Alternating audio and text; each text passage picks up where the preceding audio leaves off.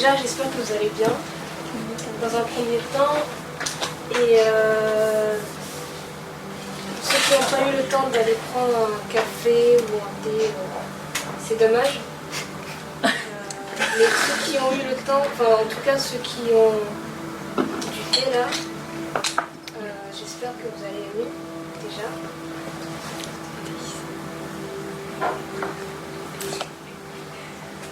Parce que ça va vous conditionner à ce que je vais vous dire aujourd'hui. C'est super important d'être à l'aise, de se sentir bien, d'être assis confortablement.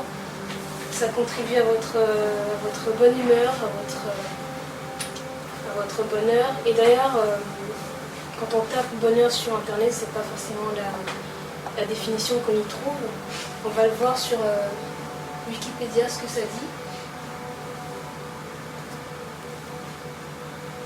Donc apparemment le bonheur serait un état émotionnel agréable, équilibré et durable dans lequel se trouve quelqu'un qui estime être parvenu à la satisfaction des aspirations et désirs qu'il juge importants.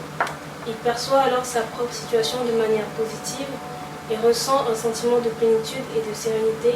Le stress, l'inquiétude et le trouble sont absents. Le bonheur ne doit pas être confondu avec la sensation passagère de plaisir, issue principalement de la production de dopamine et non de sérotonine, mais représente au contraire un état d'équilibre agréable qui dure dans le temps. Donc, d'après Wikipédia, en fait, le bonheur, c'est un état constant de plénitude, de sérénité, et qui est censé durer dans le temps. Et du coup, c'est pas un plaisir quotidien qui est censé se terminer.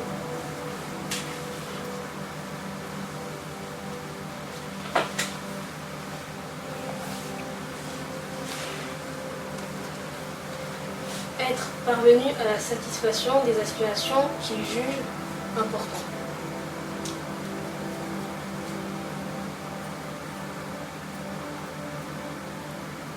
Si vous considérez que ce qui est important pour vous, c'est de pouvoir vous acheter quelque chose de très cher, parce que vous avez travaillé dur, ou quelque chose que vous attendez depuis longtemps, ou d'avoir une situation familiale, financière abondante, satisfaisante, alors quand vous avez ces choses-là, vous êtes censé être heureux. Mais c'est bien connu qu'en tant qu'humain, on cherche à avoir toujours plus. Et qu'une fois qu'on a résolu un problème, on va résoudre un autre qui est parvenu sur le chemin. Alors, est-ce que le stress, l'inquiétude et le trouble sont-ils vraiment absents quand on recherche toujours plus et qu'on ne se rend même plus compte de ce que l'on possède déjà.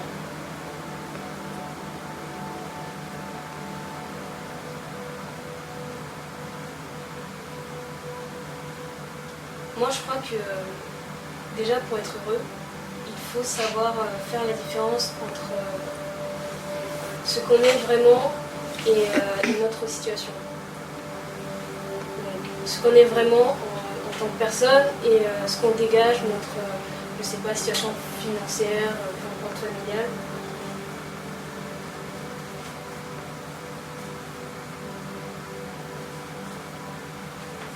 Nous sommes des personnes faisant des expériences nécessaires pour avancer dans notre vie, pour nous trouver et pour nous construire. Voilà ce que nous sommes et non ce que nous affichons.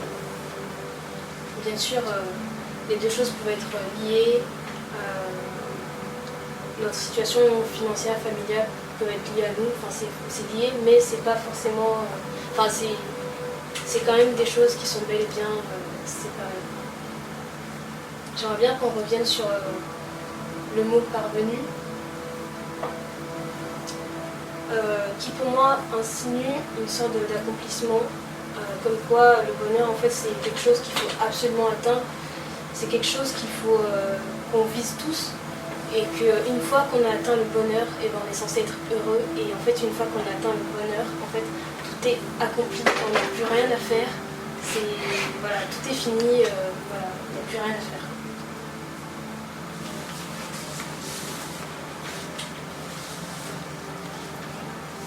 Et je crois que c'est pas aussi simple que ça.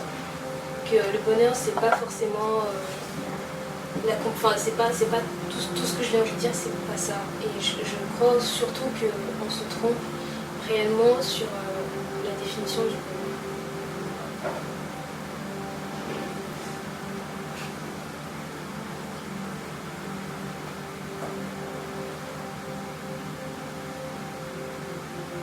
D'abord, nous avons tous accès au bonheur.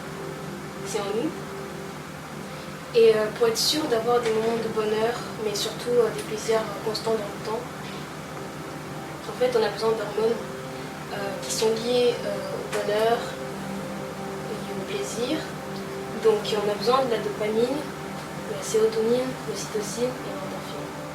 Là, on va se concentrer uniquement sur la dopamine et la sérotonine.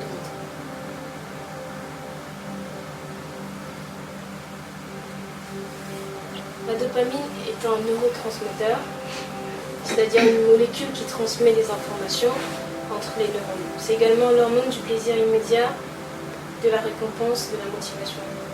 En fait, c'est le sentiment qu'on ressent quand on mange un bon plat, ou quand on boit du thé chaud, ou un café, une cigarette, substance, rapport sexuel, c'est ce qu'on ressent après. Et quand on est en manque de dopamine, en fait, on peut avoir la maladie de Parkinson. Donc c'est une maladie qui atteint les neurones qui dépendent de la dopamine. Et en fait, ces neurones sont impliqués dans les mouvements, le contrôle des mouvements. Et quand on a trop de dopamine dans le corps, on peut souffrir de schizophrénie et on peut être aussi très agressif.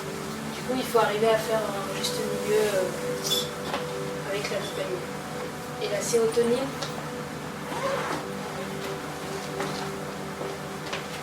c'est un dérivé d'acides aminés.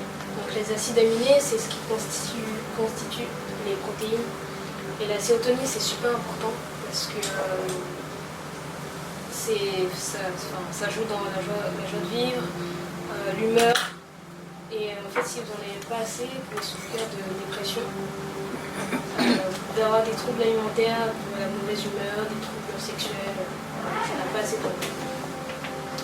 Mais alors, comment est-ce qu'on fait pour être heureux? Comment est-ce qu'on fait pour avoir le bonheur? Comme je l'ai dit avant, il faut arriver à faire une sorte d'harmonie entre vos émotions. Et il faut arriver à entretenir ce bonheur-là. Enfin, vous avez compris. Et moi, je vais vous donner 4 conseils pour être heureux pour toujours. Donc, le tout premier, ça va être de manger. Le tout premier, ça va être de manger des protéines animales, végétales, des carottes, des œufs, du fromage, des épinards, du kiwi, manger, ça fait du bien. La deuxième chose, ça va être de faire du sport ou alors une activité à côté, peu importe ce que c'est, parce que ça libère des hormones en fait et ça booste aussi l'ego, c'est super important. Ça vous permet de vous surpasser, donc ça fait plaisir. Et la troisième chose en fait, c'est d'avoir un but dans la vie. Et par but dans la vie, je parle tout simplement d'avoir des projets ou tout simplement d'être créatif. Je viens de filmer une performance dans ma chambre. Ensuite, je fais en ce moment un court-métrage et j'ai filmé quelques scènes. Pardon, j'ai filmé quelques scènes pour mon court-métrage aussi. Et je me suis rendu compte que je vais mieux en fait actuellement parce que toute la journée j'ai pas été bien. Je me sens mieux parce que je me suis rendu compte que d'une certaine manière, ce qui m'a aidé aujourd'hui, c'est le fait de créer, le fait de filmer m'a donné le moral. Et même si je sais que les petits soucis sont encore là, tu vois, genre en vrai, j'ai pas vraiment de soucis parce que je vais bien. Genre je suis toujours vivante et je suis en bonne santé et j'ai pas de problème. Mais c'est vrai qu'il y a des fois comme ça où même si tu es une personne très positive, il y a des jours comme ça où on est juste hyper négatif et on se dit juste pourquoi moi?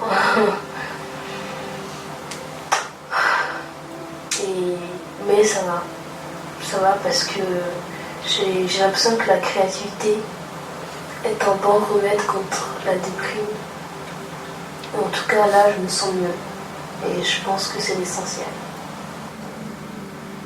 J'espère que la plupart d'entre vous, vous êtes contents et contentes d'être là, dans ce lieu où on est amené à créer, à être créatif, même si je sais que souvent on a tendance à douter pas mal de notre capacité, de la qualité de nos travaux.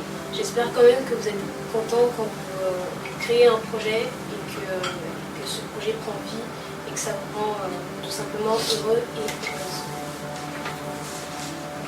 Le quatrième conseil, ça va être pour les hyperactifs ou juste des gens normaux, de vous relaxer, de prendre du temps pour vous, de faire des pauses entre temps, d'aller vous balader dans la nature, peu importe, mais prenez soin de vous, prenez du temps pour vous, c'est super important. J'y pensé et je me suis dit en fait que j'étais heureuse, pas à cause des résultats des efforts que je fais pour l'être ou quoi, mais en fait je suis heureuse parce que je kiffe le processus que j'utilise pour ça. Par exemple, en ce moment, je bois du thé chaque soir et après chaque repas, je bois du thé et le matin, pareil, je bois du thé. Et avec du pain, et en fait on s'en fout parce que en vrai c'est des trucs que chaque personne a l'habitude de faire et en vrai c'est des trucs qu'on fait tous, mais parfois on a perdu en fait la valeur de ces trucs au quotidien. En fait ce qui me rend heureuse je pense c'est le fait de me rendre compte, c'est le fait d'avoir conscience de ma vie, de mes actions, même aussi minime que ce soit, tu vois, comme action, je m'en rends compte, quoi. Peut-être que certaines personnes vont dire ah, mais en fait t'es trop con, je suis trop naïve et tout, et que tout le monde boit du thé, ou tout le monde boit du café le matin, le soir et tout. Mais en fait, est-ce que tu le fais de manière consciente? Pour moi, c'est ça la question. Est-ce que tu te rends compte de ça, ou alors tu le fais juste de manière machinale, automatique, parce que je t'aime bien boire le thé, ou un truc comme ça. Est-ce que tu kiffes ce moment? C'est ça la question. Comment tu ressens ce moment quand tu le fais? Parce que c'est toutes ces petites choses au quotidien faites de manière consciente qui va te permettre en fait de te sentir bien et d'être heureux. Au final, le bonheur ne se trouve pas dans le plaisir matériel, financier ni familial. Le bonheur, en fait, c'est pas du tout une quête ultime à avoir, c'est pas un but à atteindre, mais c'est simplement des plaisirs au quotidien qu'il faut faire, c'est un truc à entretenir. Et le mythe comme quoi le bonheur serait constant et paisible et une ligne droite, en fait, ça n'existe pas du tout. Parce que dans la vie, il y a plein de variables, il y a plein de bas, il y a plein de hauts. Et c'est normal, c'est comme ça que ça fonctionne. Donc il faut apprendre à entretenir la chose. Et souvent, on pense que le bonheur, c'est quelque chose qui est très loin, qu'il faut aller chercher, alors qu'en fait, il est tout près de nous, voire en nous. Là, je vais vous proposer un exo à faire avec moi. Vous avez juste à fermer les yeux et à écouter la voix. Je te propose de respirer avec moi, de fermer les yeux, de laisser défiler les personnes déjà présentes dans ta vie, et pour qui tu ressens de l'amour. Prends le temps de voir leur visage, leur expression bien à elles, leur regard, le son de leur voix. Tu peux même retrouver des moments où tu vois l'amour qu'ils te portent à travers un regard, un geste, une attention, des paroles. Tu peux toi-même voir ou sentir ces moments dans ta vie, où ton cœur était rempli d'amour à la vue d'une personne, d'un paysage.